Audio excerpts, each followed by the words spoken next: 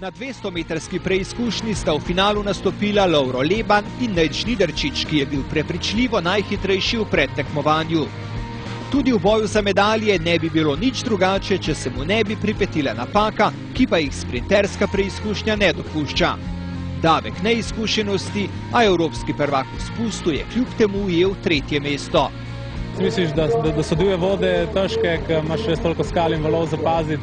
Da sem danes videl, da se da tudi na mirnih vodah narediti napake, tako da je bila danes dobra šola in bo treba naslednjič malo bolj paziti na vse stvari, da bo šlo brez napak. Kaj se je pravzaprav sploh zgodilo?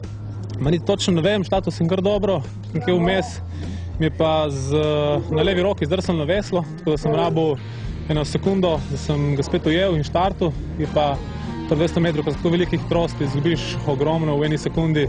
Tako sem pol ogromno moči porabil, spet da sem jih dohitel, je bil pa to pol posledica, da mi je zadnjih 20 metrov zmanjkalo malo moči za ta finiš, ko smo bili res vsi zelo skupaj, ampak ni bilo sreče na moji strani danes, ampak se ne sekiram, sem spošel sem učiti, vidim, da sem dober, včerajšnji čas je bil res že kar vrhunski, lahko rečem, tako da grem res zmotiviran zdaj za naprej na svetovni pokal, videli, kam spadamo tudi res v tem svetovnem vrhu. Kaj pomeni ta včerajšnji čas? Je bil 36,5, tako da če gledamo malo najboljše tekme iz prejšnjih let, bi bil to rezultat že okrog finala, tako da sem zelo vesel. Je pa res, da so razlike zelo majhne, tako da je vrh kar širok in bo treba res brez napak in bojo odločile stotinke, ne kot tukaj kakšne desetinke.